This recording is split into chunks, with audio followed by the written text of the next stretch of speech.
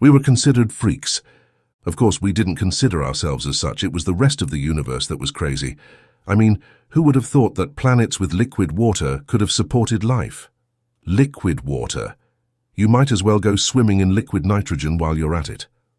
So there we were, silicoid creatures in a carbon universe. The only reason anyone would talk to us was because we could manufacture their star drives at 1/10 the cost. That's probably the reason they were the slightest bit civil. And even then you could tell that they just wanted you gone as fast as possible. So we kept to ourselves as much as we could, as for company as anything. Like most sapients, we are social creatures and would have enjoyed the chance to acquaint ourselves with these strange cold people. But it seems their hearts were as cold as their worlds. Because no sooner than we entered a system were we informed that unless we had something to sell, we should leave, because their habitats could not be adapted to our needs. Early on we didn't mind.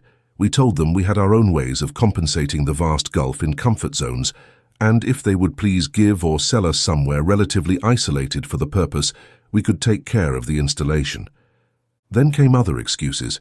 Your generators are too high energy, and if we allowed one on the surface and one of them malfunctioned, it would be a catastrophe. Well, we ran some simulations, and it wouldn't be any worse than one of yours blowing up. Still, it's too risky. We don't have anywhere for you. What about that desert over? We don't have any isolated areas. And on and on. Pretty soon we got the hint and gave up trying to make friends and settled for making money. We were used to our galactic status as useful freaks by the time humanity entered the stage. They were not too different, psychologically speaking, from any other species, more rambunctious than most, but this was most likely because they were still relatively new to the idea of a larger universe and had all the energetic curiosity of a child. We were sure they would calm down after a century or two, once the amazement wore off. We didn't get much in the way of gossip, but it was evident even to us after a while that these humans were unusual. Instead of growing up and taking their place on the galactic stage, they continued to explore for the sake of exploration, and engage in other activities that were considered hedonistic and wasteful by the galactic community. The humans responded to this attitude with the same maturity that they comported themselves with, which is to say that they extended their middle fingers, which I understand to be a gesture of extreme insult if my memory serves, and continued as they had before, though having met a few of them, I personally think that they took a certain malicious pleasure in spitting in the eye of authority. We got here by following our desire to explore and discover, they said. And now that we're here, you want us to turn around and adopt an attitude that would have kept us planet-bound until the sun blew up? No thanks. Or something to that effect. I've never been good at remembering speeches. It was inevitable that we would run into each other, if only because their starship's engines needed replacing, and we had cornered that market long ago. In retrospect, we shouldn't have been quite so surprised that it went the way it did. They had heard of us and been warned away, but when you need an engine, you need an engine, and so I found myself in front of a video screen with a human. Like all carbon life, they looked bizarre, though at least they were vertically symmetrical. Apparently, my appearance was even stranger to the human than it was to me. It leapt out of its chair, and if I was interpreting the tone correctly, cursing vehemently and invoking a deity. As per established protocol, both sides of the exchange were muted, and the translators were the only conduit for audio, but I didn't need a direct line to know that the human was yelling at its fellows, though to what end I could only guess, as the only noun it was using was untranslatable. In less than 10 minutes there were close to 20 humans gathered around the screen, all of them using the untranslatable word in reference to me. I quickly tried looking it up in the wider interspecies dictionary, but it must have been a human-only word because I couldn't find it in any available version, and the dictionary of the human languages was woefully incomplete. Eventually they calmed, and the one originally assigned to communication spoke. I apologize for that. Your appearance took me off guard. The human's tone was far, far more respectful than any I had ever heard. No offense taken. You were looking for a replacement part for your engine? Ah, yes. Our alpha catalyzing ring is getting corroded, and we wanted to replace it before it was too far gone. Still that note of respect. How strange. Understood. Would you like us to install it, or would you prefer to do it yourselves? The human's mouth twitched upwards on one side. "You probably know more about what needs doing than we do. If you're willing to install it, that would be fantastic." The other human started murmuring. In excitement, I could only guess, but it seemed so. About how amazing it was that an untranslatable would be working on the ship. I nearly broke protocol to ask for a definition of the word that they kept using. But at the last second, my brain caught up to my mouth, and I finalized the schedule for the repair instead. The repair went reasonably well. Their alpha ring was indeed badly corroded and would have blown out after their next jump, so we replaced it and sent them on their way. I was rather puzzled by their attitude, but I put it out of my mind as an anomaly to look into later. It was only a year later that the next human ship pulled into our yard. I was on communications again and deeply torn between established protocol and my curiosity about what they saw when they looked at me. The burly human's eyes seemed to grow to twice their size as it looked at me.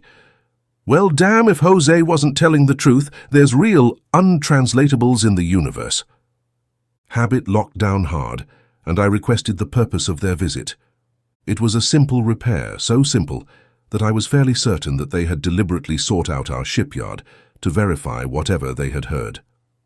Not long after that, we began to get human ships on a fairly regular basis.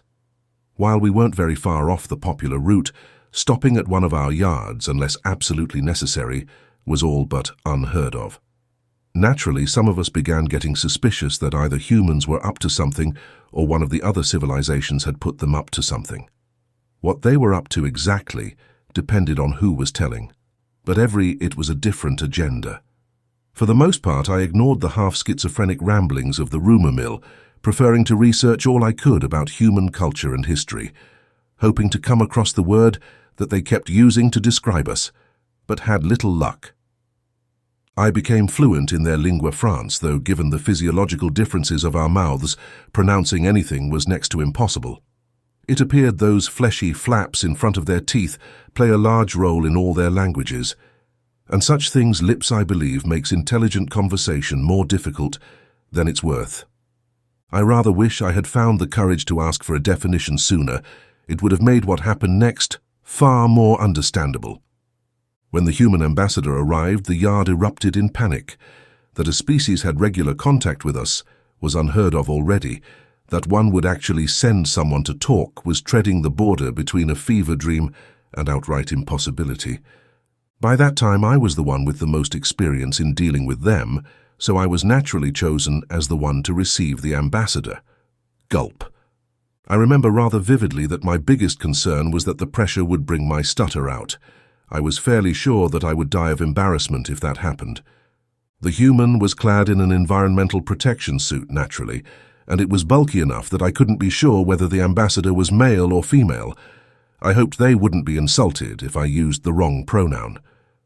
We had long ago scrapped the position of ambassador ourselves. No one was willing to get within miles of one of us, and their lack of cooperation meant that the most that any other sapient saw of us was a video screen conference, and that itself was rare. Most preferred text-only communication, all the better to ignore our existence. So there I was, chosen representative of our race, or at least of our yard, which happened to be the largest of its kind. Thinking back, that's probably why the humans made contact there. They, like most peoples, put quite a lot of importance on a thing size, assuming something large must be important because large things require more effort to maintain, or something. We regard large things as a necessary pain in the rear, preferring to have several moderately sized things to a few large ones, if all other things are equal. There's some saying in their lingua franca about eggs and baskets that refers to that kind of situation, but the exact phrase eludes me. I was vaguely familiar with their gestures, so when the suited human inclined its head to me, I knew to return the motion. "Welcome to the Hysak yard. I am Kakshi, and I would have the honor of accompanying you, if that is agreeable." "Of course," said the human.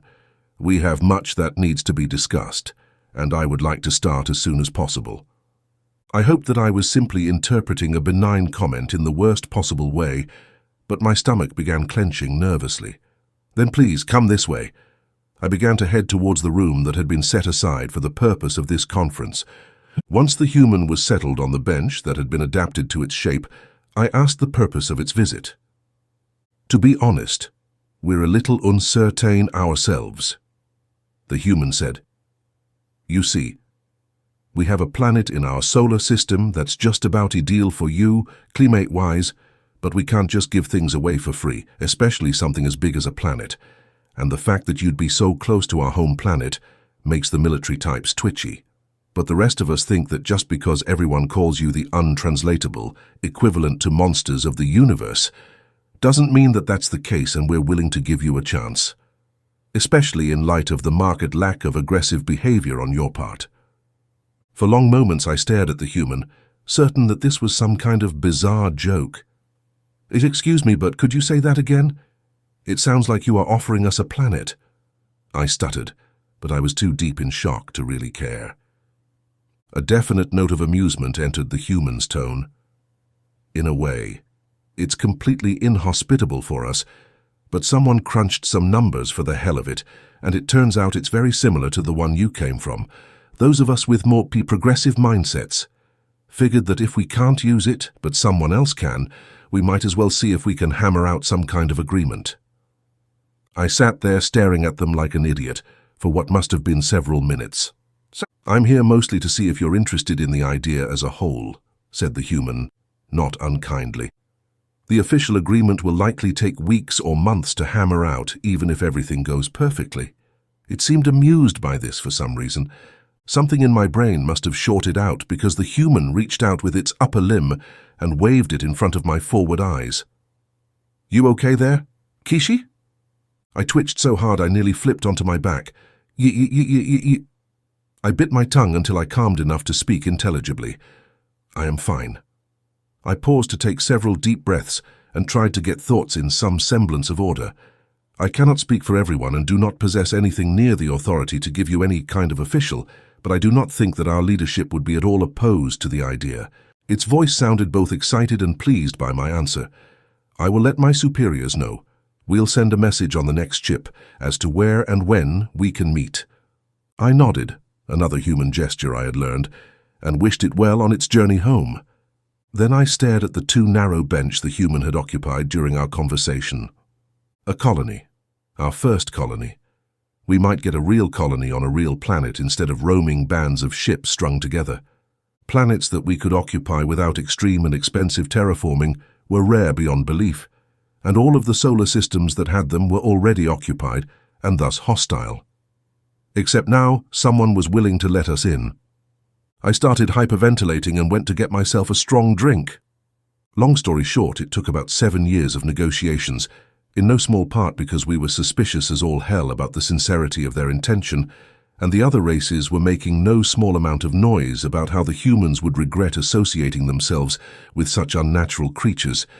But in the end, we hammered out a set of compromises that benefited both of us. We got the planet Venus. It was ours to do with as we wished. Terraform it, blow it up, fling it into the sun, just don't crash it into Earth, as one cranky diplomat put it.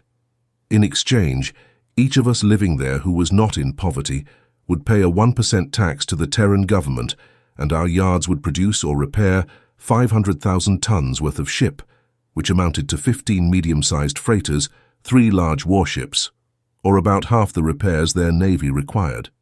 "And we'll probably end up paying you for the other half," said one of the delegates. And they did.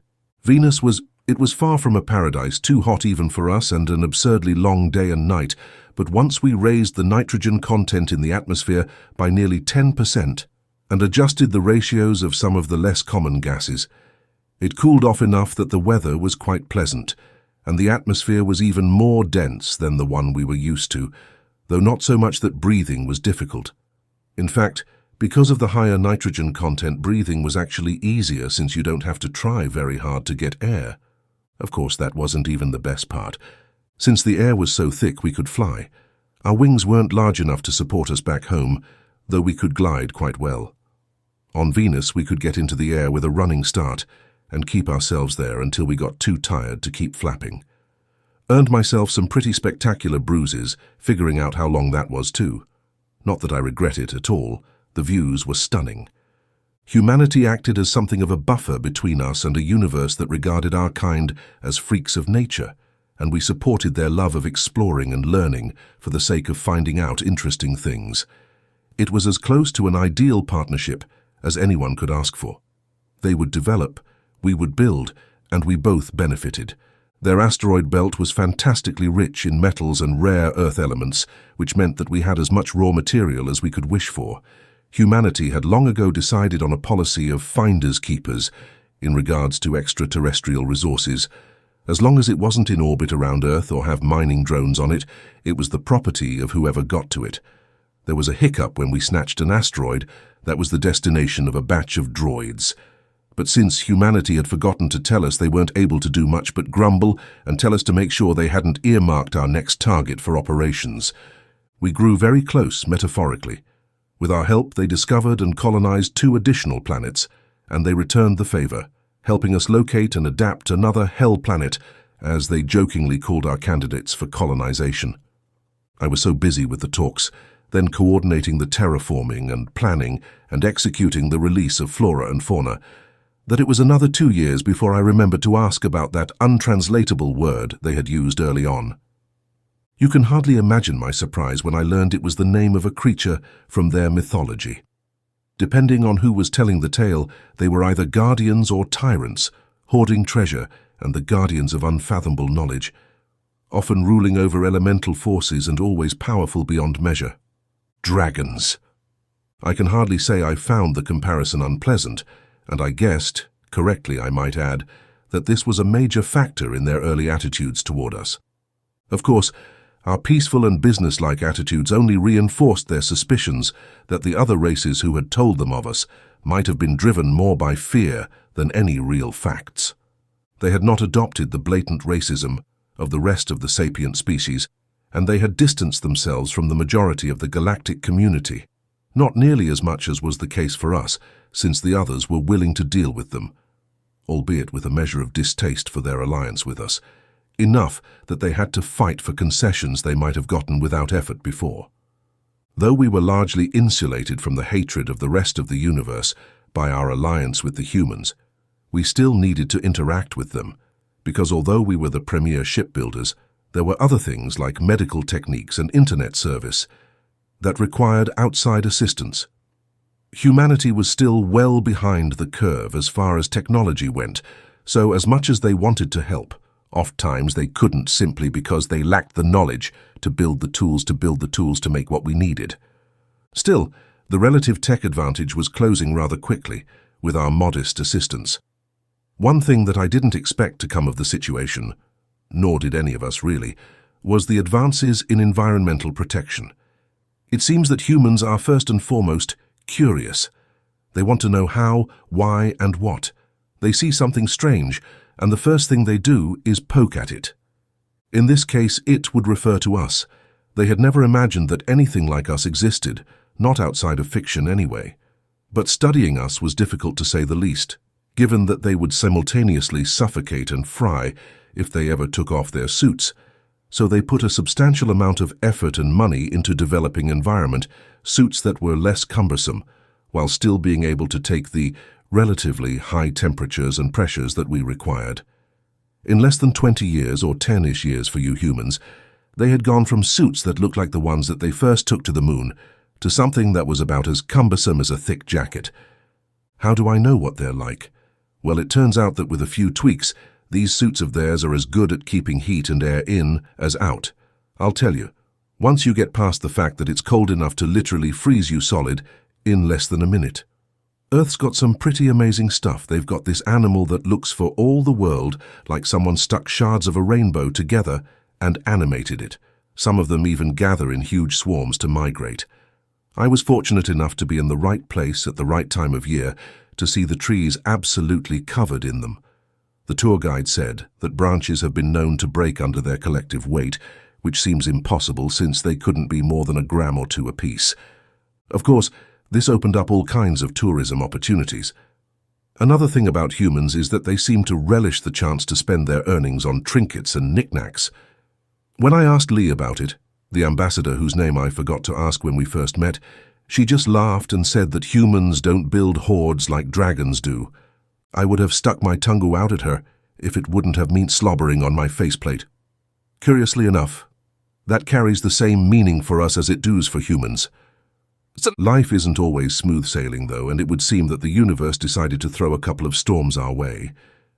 Humans were still making the occasional effort to find cheaper ways to build star drives. While unsuccessful, the latest project did produce some novel ideas and increased the drive's efficiency by 10% and speed by 7%. I swear telling them something is impossible just makes them whack the problem until a benefit pops out. As far as anyone can tell, our engineers were chatting with a couple of human engineers when the conversation veered into cost analysis and the humans dropped a bomb. It turns out that the cost of producing a drive in an atmosphere like Earth's isn't 10 times what it costs us. As we had been told by the other species, it was 4 times more expensive and only 3 times as much if you had a handy supply of ore, such as an asteroid belt, rich in rare Earth elements. For the last 1400 years, we had been practically giving away star drives. Let me tell you, if there was ever anything that could send the Senate into an uproar, it was the fact that we had been undercharging by 60% on our main source of revenue. Humanity wasn't very happy when they found out either, though their anger was pretty evenly split between the injustice of the situation and the fact that they would have to pay more for their drives. Yes, as soon as they found out, they agreed somewhat grudgingly to pay the proper price for their drives from then on. It was a small comfort, but one that we would remember. Once the whole mess was sorted out, as a gesture of goodwill, the Senate decided to only charge them 70% of the full price. I guess the people in charge wanted to make sure that we stayed on our only ally's good side. We expected some backlash when we raised our prices, but the shitstorm it kicked up was unbelievable. The Mahret were on the verge of declaring war against us, and the Thurk and Riwanu weren't far behind. Apparently, we were supposed to sit there and take it up the arse like good little wage slaves. Please, we may be adverse to fighting, but we're not going to put up with being cheated at every turn. A couple hotheads wanted to feed them a few nukes and see how they liked it, but thankfully, common sense prevailed. We informed them that we had made significant improvements to the drive design, and unless they backed off, they could kiss any chance of getting these new drives goodbye. That put a stop to the noisy. Of course, some of the aforementioned hotheads did get one thing. The Senate decided to go with their suggestion of keeping the most improved models local and selling ones with half the efficiency and speed increases. 5 and 3.5% is a significant improvement over the old model, but it was comforting to know that we had a small but significant hidden advantage, should we ever need it. I sincerely hope we never will. It had been nearly 40 years since we first came into contact with humans. Terran years, that is. 50 Venusian years since we had started counting Venusian years. Of course, keeping them local meant the humans got the fully improved drives too. Our alliance with them was as strong as ever, and the fact that the new drives had such significant gains over the old model soothed their aching wallets a bit. Though there was a lot of grumbling that the price of the upgrades was way too steep. Of course, the fact that such technological jumps had been made only spurred humanity to continue their research. It was fascinating to see how they seemed to swarm out of the woodwork to work on the newest industry. With the ability to visit each other's laboratories, thanks to the new environment suits, our joint research really began to take off. Pun entirely intended, thank you very much. We had never had the advantage of having someone who literally saw the world differently to look over our notes, and I have to say, they filled in and expanded on some things we never thought of. Then we'd look over their notes and do the same thing. It's truly amazing how many iterations it takes before both parties run out of ideas. In the 2 decades we had been in serious collaboration, there were no fewer than 5 major advances in drive technology, 2 in weaponry, 6 in neuroscience, 2 applied to humans, and 4 to us. And 8 in medical science. Please pardon my vulgarity, but the emphasis is entirely necessary. Among them a true anti-aging technology that extended our lives by over 40%. I wondered at the time if this is what the start of a golden age felt like. I don't think an alliance like ours had ever happened before. Most species keep to themselves, and definitely never let another race into their labs, but humans had a habit of ignoring the way things were done, and we were just happy to have the company. I was young enough to get the prolonged anti-aging treatment, so I was going to be around for a good while. Even without it, though, I would have been around to see the universe slowly change around us. Gradually, the two of us caught up to the Riwanu, who were generally considered the most technologically advanced society among the spacefaring races. It was strange that, in less than half of a lifetime, we had gone from a race of pariahs to a valued ally. I can barely remember the time when I was a lowly communications tech, talking through text-only channels about starship repairs to people who would prefer. I didn't exist. Life goes on, I guess. Then it happened. The ultimate development in star drives. For as long as there has been FTL, there has been a limit. What it's called varies, but everyone knows that if a starship emerges from FTL too close to a planet, that planet gets fried if it's lucky and torn apart if it's not. That limit is why terraforming is so expensive. Getting anywhere in sublight takes forever, and hauling a giant cargo of atmosphere makes it even slower, since sublight energy requirements and top speed are mass-dependent, and compressed air isn't much lighter than its equivalent in water. So in order to terraform a planet, the method is as follows. Emerge from FTL a good distance from your atmosphere source planet, usually a gas giant. Spend a couple of weeks traveling to said planet at sublight speed. Filter out the gases you want and compress them into tanks. Takes another few weeks to fill up the hold. Spend 2 or 3 months getting far enough away to not blow the gas giant up. Enter FTL. Spend another short eternity hauling the harvested atmosphere to the rock you want to live on. Repeat several hundred times with several dozen ships. But now there was no limit, not for us anyway. These new drives allowed a ship to exit FTL practically on top of a planet. Even if you skimmed the atmosphere on the exit, it would be fine, as the hapless pilot discovered when he made a mistake when entering his coordinates. Due to shock, most likely, not that I blame him. When I first heard the results of the alpha test, my legs collapsed under me. Now, instead of spending decades and billions or trillions of dollars hauling air and water to make a planet livable, or finding one that already had an atmosphere and hydrosphere, which is easier said than done, which doesn't even touch on the time and money needed to seed the planet with flora and fauna, now it was possible to have a planet ready for the first stages of seeding in less than 10 Venusian years or 6 Terran years. Not to mention that even ordinary shipping and interstellar travel time would be only a fraction as long. I left that meeting with my head spinning. The possibilities were almost limitless. We could dominate all shipping and travel, as well as being able to create paradises from deserts almost in the blink of an eye. The potential was absolutely staggering, and I had no idea what was going to happen when word got out. These developments were light years beyond anything any other species had at its disposal. I went to get myself a strong drink. In the end, we decided to treat these new drives as a trade secret and not sell them to anyone, at least until someone else developed them independently. They were a huge advantage, and also, well, I won't deny that there was a certain amount of vindictive delight in being in the position to get a little back from those who cheated us for over a millennium. We mostly avoided the temptation to make them pay through the nose, though we might have added on a few unnecessary surcharges for species that had been particularly unpleasant to us in the past. The humans were mumbling about the incalculable military advantages, but we put our foot down. Conquering a well-entrenched race while their friends are trying to beat you to a pulp is a losing proposition, no matter how many bells and whistles you attach to your ships. On the other hand, if you can offer them something they truly want, you can get all the benefits of having a vassal with none of the problems. Planets with breathable atmosphere and water are exponentially rarer than barren rocks, and if someone could turn those barren rocks into habitable worlds in a fraction of the time it took any other race, the prices such a service could command are very nearly infinite, and that wasn't even touching on what it would mean for interstellar travel and shipping. The possibilities were intoxicating to consider. Our fellow sapient races were quite thoroughly screwed, much to our poorly hidden delight.